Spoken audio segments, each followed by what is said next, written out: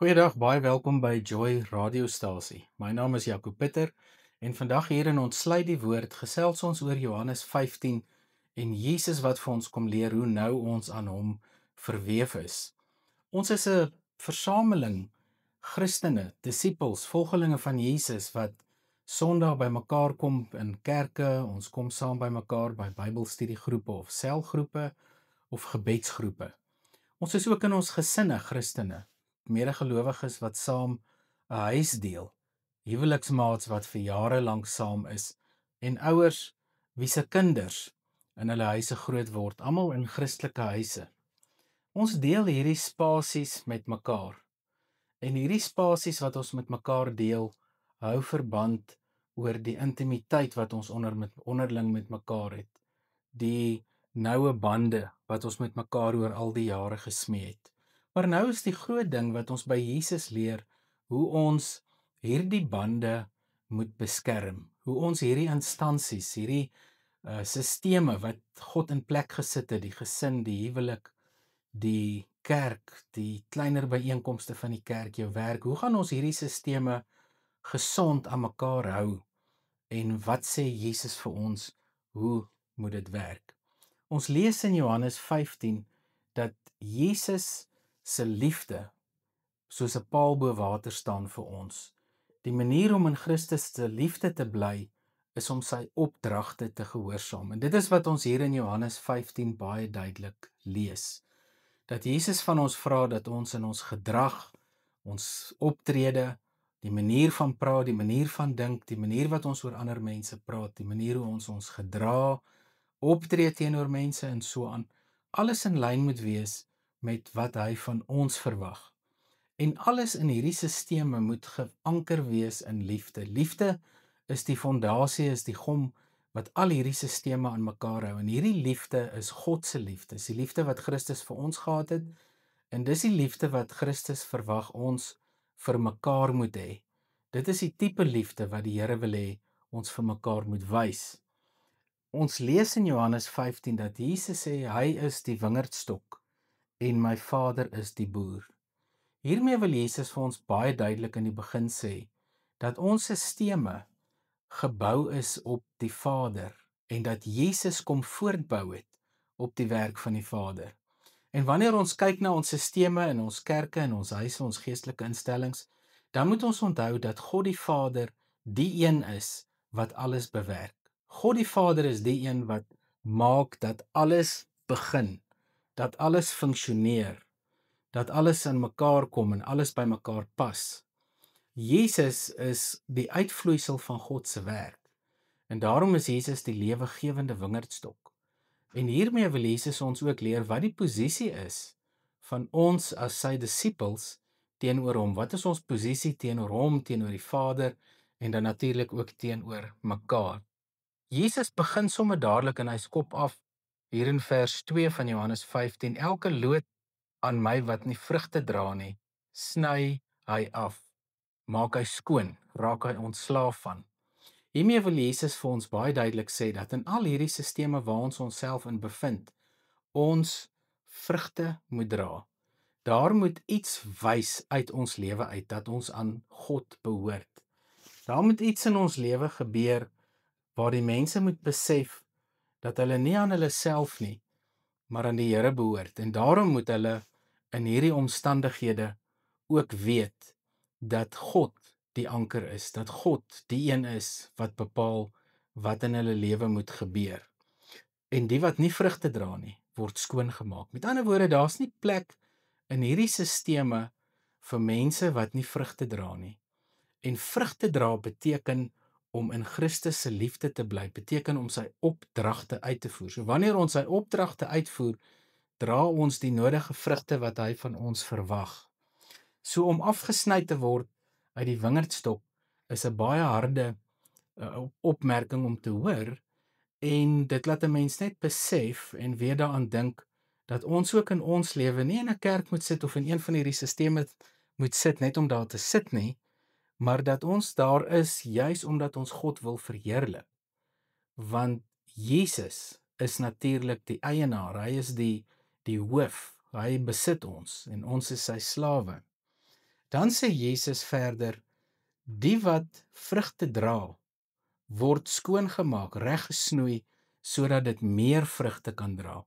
So wat ons hier vind, is dat die lewegewende wingerd vir die lote lewe gee. En dat die lote gee lewe aan die vrugte. Met ander woorde, wat ons hier leer, is Jesus het sy lewe afgelê vir sy vriende.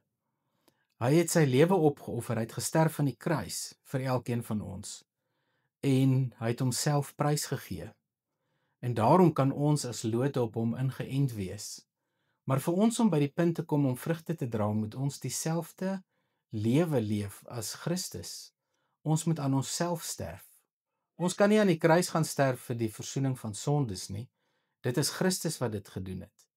Maar wat ons wel kan doen is om aan onsself te sterf, om lewe te gee aan vrugte. En wanneer ons aan onsself sterf en ons lewe aflê, sodat die vrugte in ons lewe sigbaar kan word, is die tekens daar dat Jesus se liefde in ons midde funksioneer. So in al ons geestelike sisteme is dit baie belangrik om te besef dat niemand belangriker as 'n ander een is nie, maar dat daar net een is wat belangrik is, en dit is Jesus Christus, die Here. En daarom, wanneer ons op hom fokus, vloei daar bedieninge uit, vloei daar vryheid uit, vloei daar gemak uit, informele bande wat gesmee word, sy liefde wat oral gevind word, omdat ons vanuit sy liefde uit funksioneer, en omdat ons van onsself vergeet, sien ons ander mense raak. Kan ons kennis neem van die mense wat altyd uitgesluit was, en kan ons hulle deel maak van ons geloofsisteme. Want dis in hierdie geloofsisteme waar ons, wat die lewe van Christus het, moet wys en moet deel aan ander, dat hulle ook die lewe van Christus in hulle lewe kan ervaar. Dan gaan Jesus verder en hy sê, maar hulle kan meer vrugte dra. Met ander woorde, die oomblik as die loot vrugte dra, beteken dit nie, een vrug is genoeg nie. Dit word juis reggesnoei sodat daar meer vrugte kan kom. Met ander woorde, daar moet nie 'n beperking wees aan die tipe vrugte wat ons dra nie. Daar moet nie 'n beperking wees aan die implikasies daarvan dat ons ons lewe opgee nie, want as ons ons lewe opgee, dan kry ons hierdie lewe wat Christus vir ons gee. En hierin lê die groot beloning en vreugde van die lewe vir ons. Want as ons lewe kan gee, as ons lewe kan prysgee, dan kry ons dubbel en dwars van die Here af terug. Want dis die goed wat ons weggee wat ons ryk maak. Dis die goed wat ons deel wat ons ryk maak. Dis dit wat ons van onsself opoffer sodat ander God kan leer ken, wat ons skatryk maak. Dit is wanneer ons onsself opoffer, ons trots, ons eer, ons geld, alles vir die Here gee op so 'n manier dat hy verheerlik word en dat sy koninkryk uitgebrei word, dat ons ook dan dubbel en dwars die vreugdes en die seëninge van die Here af terugkry. En dan sê Jesus, julle moet in my bly en ek in julle. En hier wat Jesus vir ons leer is dat daar kan niks gebeur in die wingerd as ons nie in hom bly nie. Daarom kan ons nie in 'n geloofssisteem, in 'n kerk byvoorbeeld, groepe begin en maak asof hierdie groepe 'n belangriker deel van die lood is as die ander nie. So, almal bly nog steeds ingeënt in Christus. Almal is nog steeds afhanklik van Christus. Almal funksioneer nog steeds vanuit die teenwoordigheid en hoofskap van Jesus Christus. Niemand funksioneer op hulle eie nie. So in 'n geestelike instansie bly almal in Christus. En dit is wat gemeentes laat groei. Dit is wat gemeentes stabiliteit gee. En dit is wat onderlinge verhoudinge versterk wanneer ons almal in Christus bly. En daarom alles wat ons doen of sê of dink in ons geloofsinstansie moet reflekteer dat ons in Christus bly. Moet reflekteer dat Christus in ons bly. So ons kan nie onsself losmaak van die wingerdstok nie. As ons dit doen, gaan ons dood. As ons nie vrugte dra nie, gaan ons dood. Dan lewer ons niks op nie. Dan is ons nie produktief as Christene nie. Dan is ons geestelik onproduktief. Maar wanneer ons in liefde handel vir 'n begin en vanuit liefde handel, liefde vir God se kerk lewe en liefde vir mekaar leef, dan sal ons die seëninge daarvan sal ons ontvang. 'n Loot kan nie uit sy eie vrugte dra as hy nie aan die wingerdstok bly nie. En Jesus leer vir ons hierdie, dat selfs die vrugte wat ons dra, nie is deur ons eie toedoen nie, maar juis kom van die lewegewende wingerdstok, wat Christus is. Daarom het niemand rede om op hulle self trots te wees nie, want selfs die vrugte wat ons dra, is onderhewig aan die werk van God, is afhanklik daarvan dat God ons deur sy Gees inspireer, dat hy vir ons deur sy Gees laat groei, en dat ons ook die vrug van die Gees in ons lewe kan dra.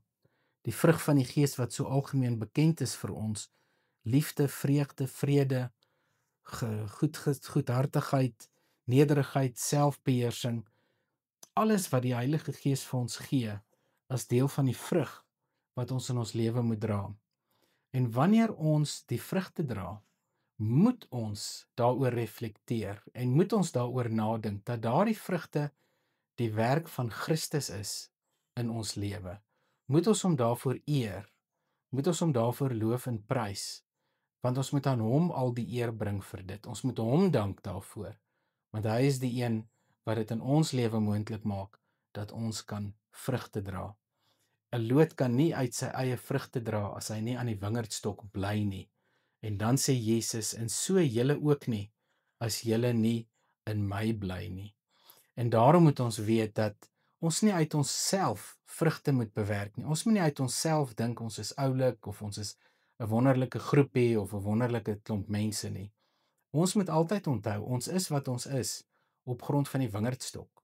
Ons is wat ons is op grond van wie God is, van wie Christus is in ons lewe. Jesus sê, as iemand nie in my bly nie, word hy weggegooi soos 'n loot en hy verdroog. En daarom moet ons hierin besef hoe belangrik dit is dat ons in afhanklikheid van die Here moet lewe, en dat ons alles wat ons doen in afhanklikheid van hom moet doen. En dat ons nie moet dink dat ons op ons eie kan gaan nie, want as ons op ons eie gaan, weg van die gemeenskap van gelowiges, weg van die liggaam van Christus, dan gaan ons doodgaan. Dan gaan dit maak dat ons liggie flouer brand, en dit gaan maak dat ons later geestelik armer word. Jesus brei uit op hierdie beeld van 'n loot wat doodgaan, en hy sê die mense maak sulke lote bymekaar wat weggegooi is, dit wat verdroog is, en gooi dit in die vuur en dit verbrand. Natuurlik wil Jesus hier ook aandui op watter manier die hel sal werk, op watter manier jy verwoes sal word, op watter manier jy die verwoesting en die skade sal beleef van die duister magte wanneer jy nie meer by God is nie. Maar Jesus gee dan vir ons hier 'n lig op die pad in vers 7. As julle in my bly en my woorde in julle, vra net wat julle wil hê, dan sal julle dit kry. Nou hier is dit belangrik dat ons nie moet mistas nie. Ons moenie hierdie versie net so lees en dan dink ek kan vir God enigiets vra en ek kan dit kry, 'n kar of 'n huis, materiële dinge of geld of wat ook al. Jesus wil hê vir ons per implikasie sê, wat ons in sy naam vra, wat ons volgens sy wil vra, sal hy gee. Ons gebed moet vloei vanuit die wingerdstok. Ons gebed moet gedryf wees van die wingerdstok se lewe af.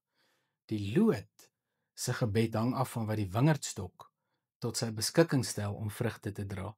En die doel van die konteks van hierdie perikoop wat ons lees, gaan juist daaroor dat daar vrugte moet wees, maar dat die lote moet besef dat God die bewerker is, dat Christus die wingerdstok is, en dat die mense maar die lote is wat vrugte dra. En daarom moet die lote weet, die gebed moet ingerig word volgens hoe die boer die land natuurlik bewerk. Die gebed moet ingerig word volgens hoe die wingerdstok lewe gee. Die loot moet dan die gebed so rig dat dit oor vrugte gaan.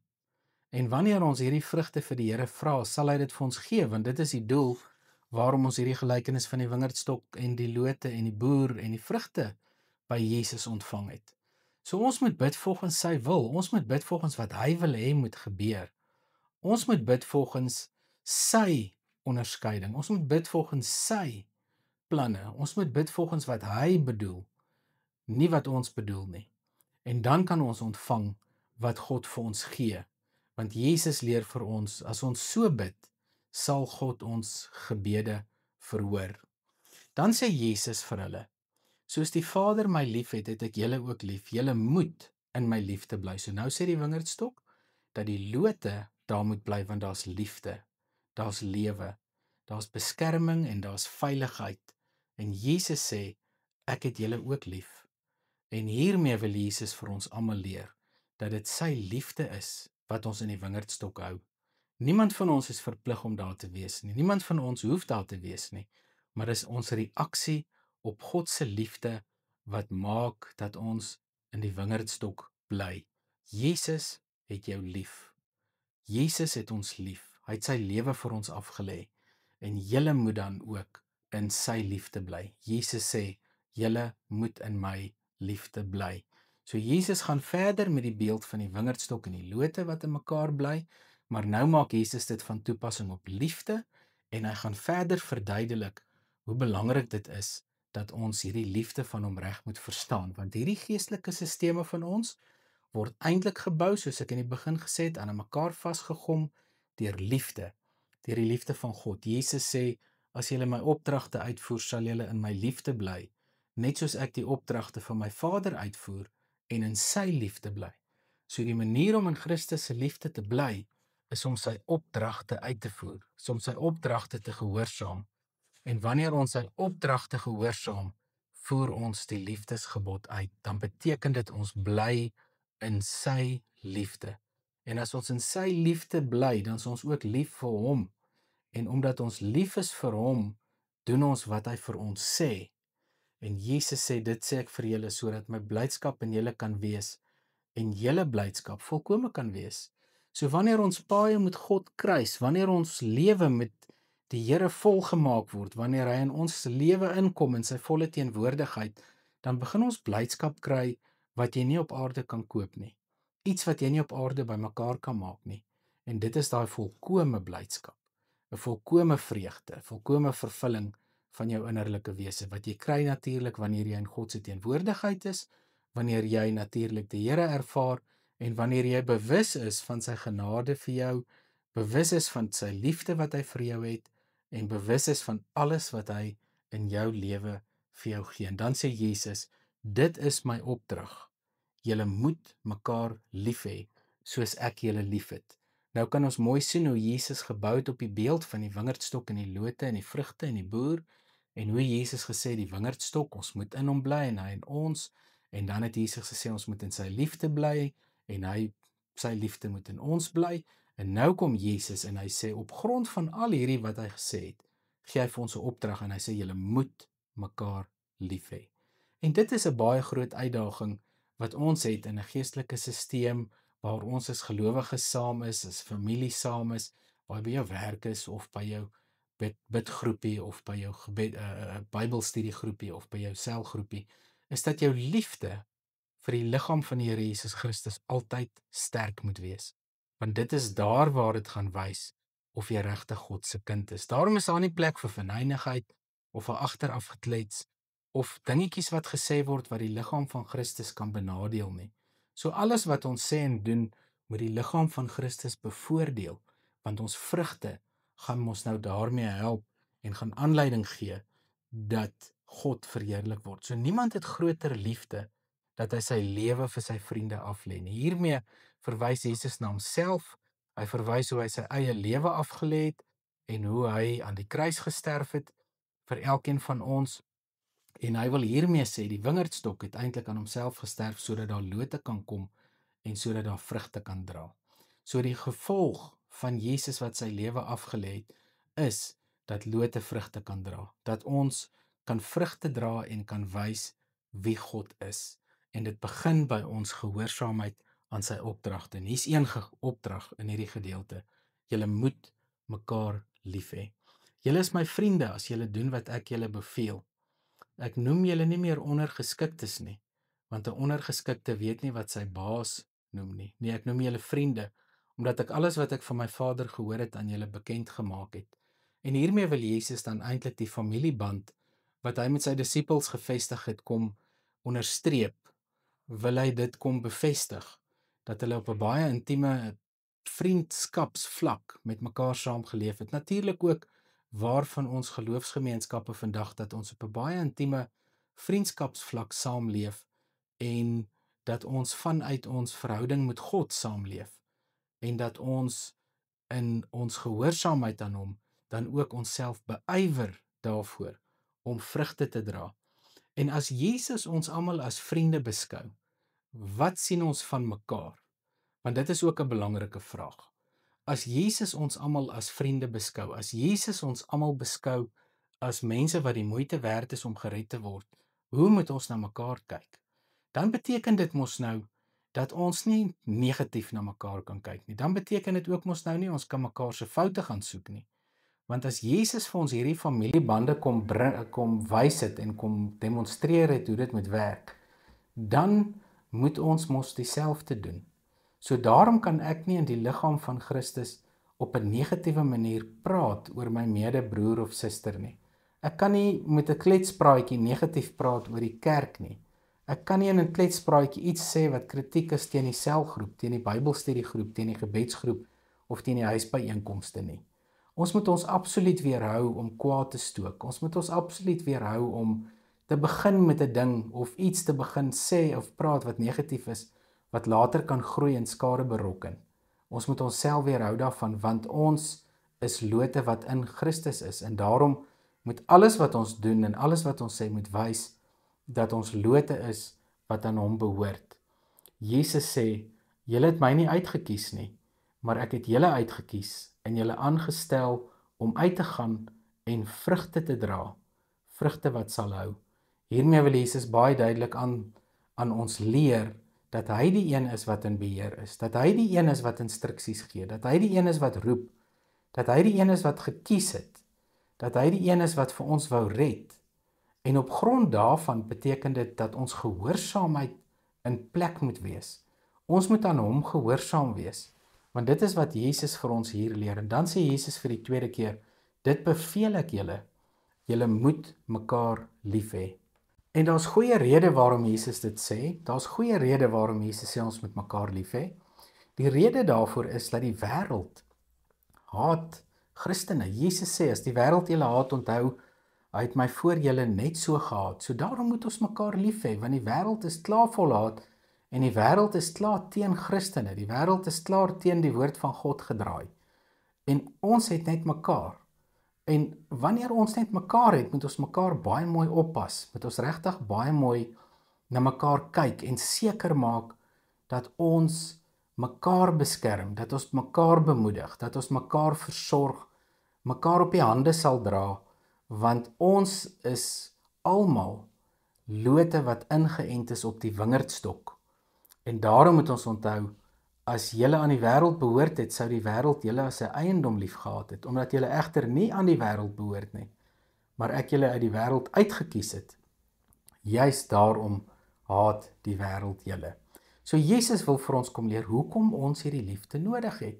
Want die wêreld se harde plek, die wêreld se wrede plek, en die kerk is 'n plek waar ons op liefde funksioneer. Wanneer ons funksioneer in die privaat sektor of by ons werke of in ons huise, dan moet ons onthou dat die wêreld nie funksioneer vanuit die liefdesmotief nie.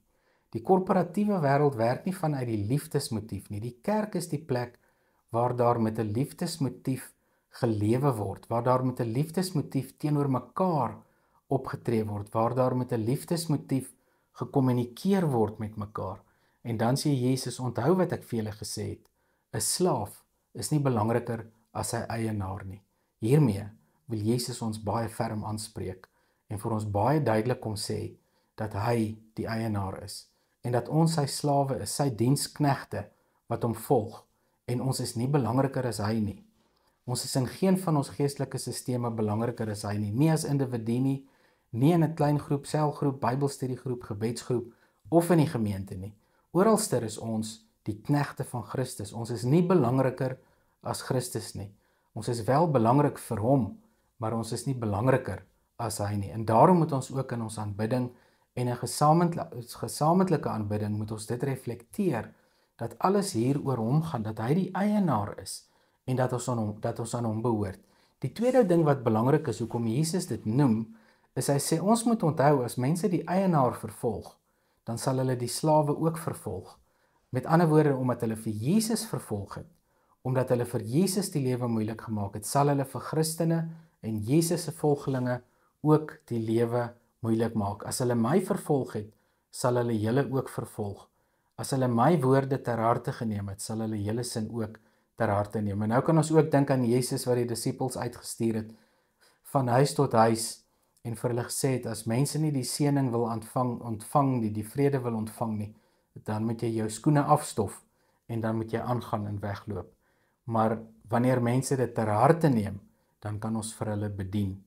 Hulle sal dit alles aan julle doen, omdat julle my naam bely en hom nie ken wat my gestuur het nie. En hiermee wil Jesus vir ons leer, dat dit nie maanskyn en rose is om hom te volg nie. Dat dit nie 'n eenvoudige saak is om agter hom aan te loop nie. Dit vra 'n prys.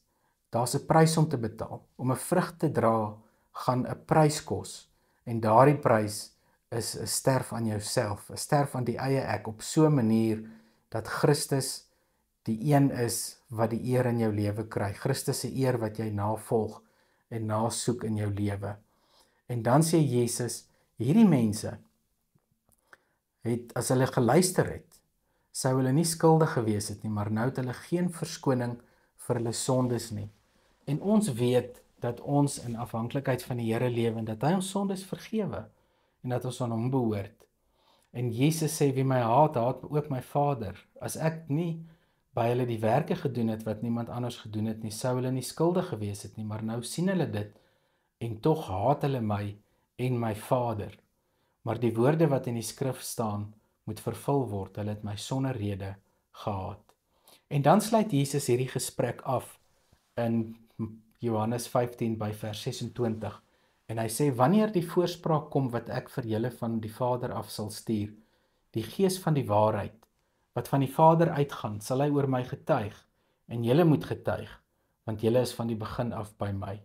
So ons kry 'n spesiale helper, wat die Here vir ons stuur. En die spesiale helper sal ons in die volle waarheid lei, in ons geloof, sal ons in die waarheid lei oor wat ons oor God moet sê, want Jesus gee ook vir ons die instruksie dat ons moet gaan, en dat ons moet gaan getuig oor wie hy is.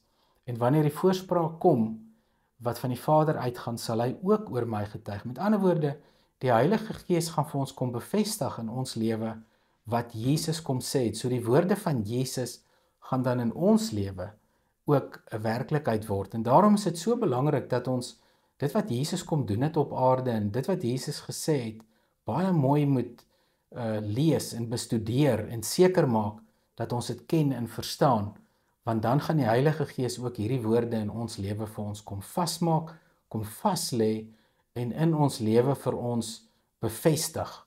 En op so 'n manier kan ons weet, ons kan getuig, want God is by ons. Kom ons bid saam.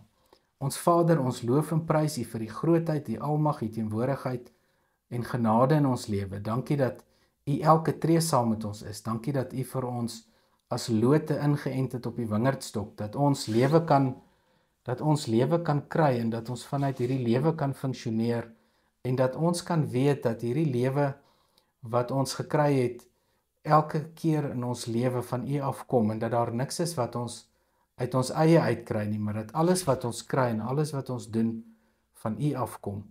Help vir ons ook daarmee en dankie vir U liefde en dankie vir U teenwoordigheid en dankie dat ons dit alles kan bid en kan vra in Jesus se naam. Amen. Jy moet 'n wonderlike dag verder hê en dankie dat jy vandag saam met ons gekuier het op Joy radiostasie. Mag jy regtig 'n wonderlike dag verder hê en mag die genade van ons Here Jesus Christus by jou wees.